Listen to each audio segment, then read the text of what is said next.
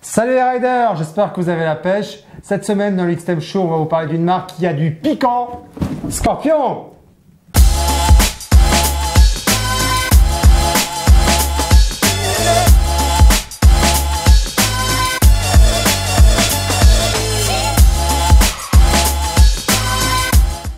Sur Facebook, Jésabelle Tourillon demande « J'ai un Exo R 910, je n'ai pas l'impression que le bouton de gonflage fonctionne bien. Quand doit-on l'utiliser ?» Merci pour ta question, Jésabelle. Alors effectivement, Scorpion, c'est une marque qui est connue pour son petit système de pompe, qui n'est pas présent sur tous les modèles, mais sur un certain nombre de modèles. Sa vocation, c'est de bien maintenir en fait la tête dans le casque. Donc on va gonfler, on va actionner une petite pompe qui se trouve au niveau du menton ici avec le pouce, et ça gonfle en fait des petites sacs, des petites poches qui sont sur les côtés et qui vont venir bien appliquer les mousses contre le visage du porteur. Alors quand l'utiliser, normalement, la première fois que tu mets ton casque, tu pompes pour trouver le bon fitting, je dirais, le bon ajustement. Faut pas non plus que ça t'écrase exagérément. Tu le fais une fois et après normalement on n'a plus besoin d'y toucher. Il y a un petit bouton pour vidanger évidemment pour faire sortir l'air. Tu peux avoir besoin de le refaire, je sais pas, au bout de 6 mois, 1 an, parce que voilà, peut-être il y a eu des petites déperditions ou le bouton de vidange a été utilisé par inadvertance. Mais il n'y a pas besoin de le refaire à chaque fois qu'on le porte, quoi, hein. On a déjà eu des remarques comme ça. Tu le fais pas à chaque fois que tu enfiles et que tu enlèves le casque. Ouais, heureusement, parce que sinon ça serait un peu lourdingue, déjà qu'on doit attacher son casque, vérifier que les érections sont fermées si on est en hiver. Donc si en plus on devait s'amuser à faire pump, ça serait compliqué. Ici éventuellement tu te rends compte que ton casque, après chaque utilisation tu dois regonfler, c'est peut-être qu'il a effectivement un souci d'étanchéité. Et donc là il faudrait voir avec ton revendeur, si c'est avec nous, mais voir avec ton revendeur effectivement pour faire jouer la garantie. Oui, et par rapport à la question où tu demandais comment voir s'il fonctionne bien, c'est très simple en fait. Il suffit, si tu décolles un tout petit peu les mousses latérales, tu vois les petites pochettes d'air, donc tu peux mettre ton doigt dessus, pomper avec l'autre main et tu sens si la poche se gonfle correctement ou pas. C'est comme si tu gonflais une piscine, si elle est crevée, tu t'en rends compte tout de suite. Ouais. C'est le même principe. Puis il y a le bouchon, il y a le petit bouton de vidange qui est devant normalement au niveau de la mentonnière, et quand tu appuies dessus, tu dois sentir que hop. Ouais, et on entend un petit pchit quand l'air s'évacue. L'air s'évacue. Sur Facebook, Francky RRM demande « Le système pompe de gonflage interne, cher à la marque, sera-t-il toujours présent sur le nouveau casque? Le fer de lance de Scorpion ne peut s'en dispenser, je pense. » Merci Francky pour ta question, alors qui concerne en fait un modèle chez Scorpion qui est le Exo 3000R. C'était en fait le casque qu'on voyait sur la petite vignette qui annonçait ce X-Time Show. Donc c'est un casque modulable, c'est un modèle chez Scorpion parmi d'autres et qui a effectivement ce petit système de pompe. Alors c'est le modèle haut de gamme, le GT3000 dans les modulables. Bon, ils en ont que deux, hein. Il y a le Exo 3000 et le Exo 920, le 3000 étant un casque en fibre et le 920 en polycarbonate. D'accord. Alors question que je me pose, c'est est-ce que tous les casques Scorpion ont le système de pump et est-ce que c'est exclusivement les hauts de gamme? Alors non, alors en fait le système pompe, alors le vrai nom c'est le 3D Airfit Concept, on parle de pump depuis tout à l'heure, mais donc voilà. Alors c'est une caractéristique technique en fait des casques Scorpion parmi d'autres, hein. Alors bon évidemment c'est celle qui est la plus représentative et la plus connue chez Scorpion, mais donc comme toute caractéristique technique, certains casques l'ont, d'autres non. En fait c'est assez simple, quand le casque s'appelle Exo machin quelque chose R, s'il y a le R à la fin, ça veut dire qu'il a le petit système de pompe. C'est pas l'apanage des modèles haut de gamme ou bas de gamme, c'est voilà, il y en a qui l'ont, il y en a qui ne l'ont pas. Alors évidemment, ceux qui l'ont sont en général un petit peu plus chers que les modèles équivalents qui ne l'ont pas. Vous le trouvez même d'ailleurs sur les VX, les modèles Cross l'ont aussi, c'est VX21R. Voilà. Sur Facebook, Joris Tolonia dit « Bonjour, j'ai un Scorpion Exo 510R. Y a-t-il un système d'intercom plus simple à installer sur ce modèle qu'un autre? Le système de pompe ne gêne pas pour le micro ?» Alors Joris, pour répondre à ta question, merci de l'avoir posée déjà.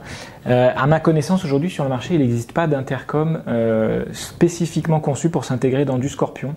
Donc ce qui va bien aller sur toute la gamme Scorpion, c'est les modèles qu'on dit un petit peu universels. Donc chez Cardo, tu vas avoir les Freecom, SmartPack, PackTalk. Pour ceux qui connaissent les anciennes générations, c'était les Q1, Q3. Ouais.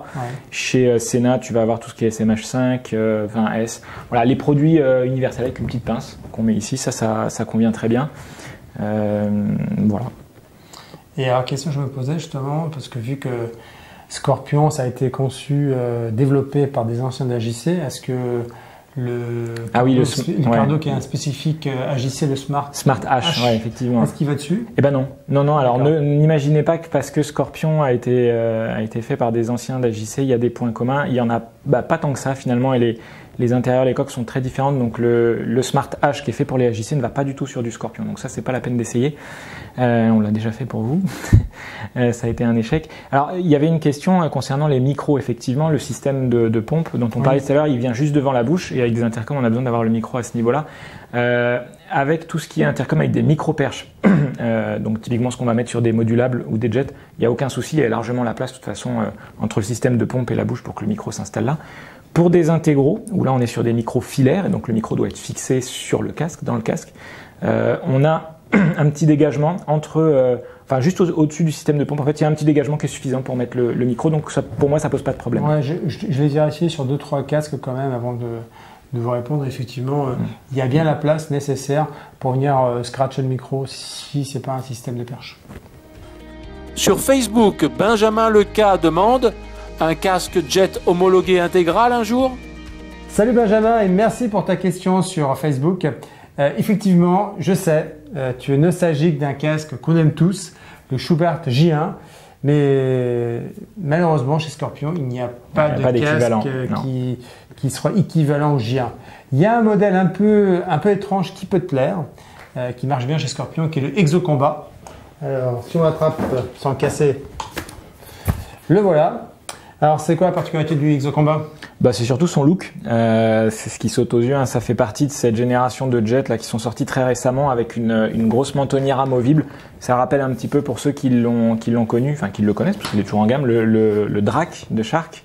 Donc vous avez ici une mentonnière qui est amovible. Alors on en parle aussi par rapport à la question de Benjamin parce que c'est pas un simple jet. Hein. Il a été homologué. Il a un niveau d'homologation un tout petit peu supérieur à un jet classique. Alors le fait de mettre la mentonnière le fait pas passer dans la catégorie des intégraux. D'accord. Mais il est homologué comme jet avec mentonnière non protective. Donc c'est au-dessus quand même en niveau d'homologation, c'est au-dessus du jet classique.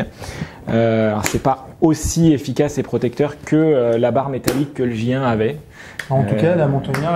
Alors elle est très simple à manipuler. Alors, juste pour information, il n'y a pas eu de répétition.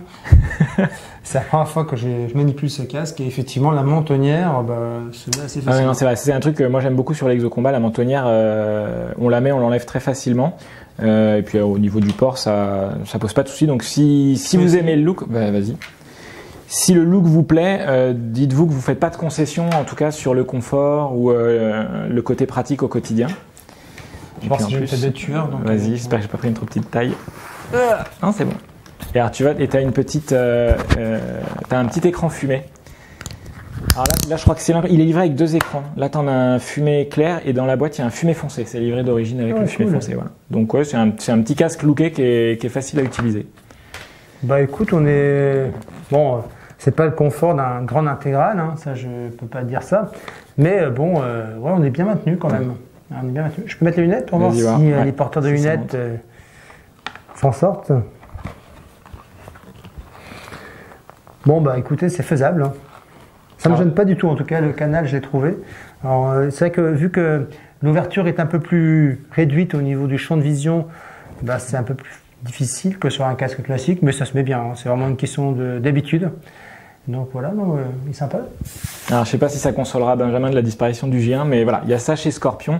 À ma connaissance, toute marque confondue, aujourd'hui, personne semble développer du casque un petit peu comme Schuberth avait fait avec le J1. C'est pas trop les tendances là. La barre métallique de protection. Donc je suis désolé. Il faudra soit se consoler avec ce type de casque, soit attendre encore quelques années. Merci les riders d'avoir suivi ce XTEM Show donc dédié à la marque Scorpion. La semaine prochaine, un nouveau thème, vous avez l'habitude. Je vous propose d'attaquer les filtres à air KN. Donc posez vos questions sur la filtration KN. On y répondra avec beaucoup de plaisir. À très bientôt les riders. À bientôt.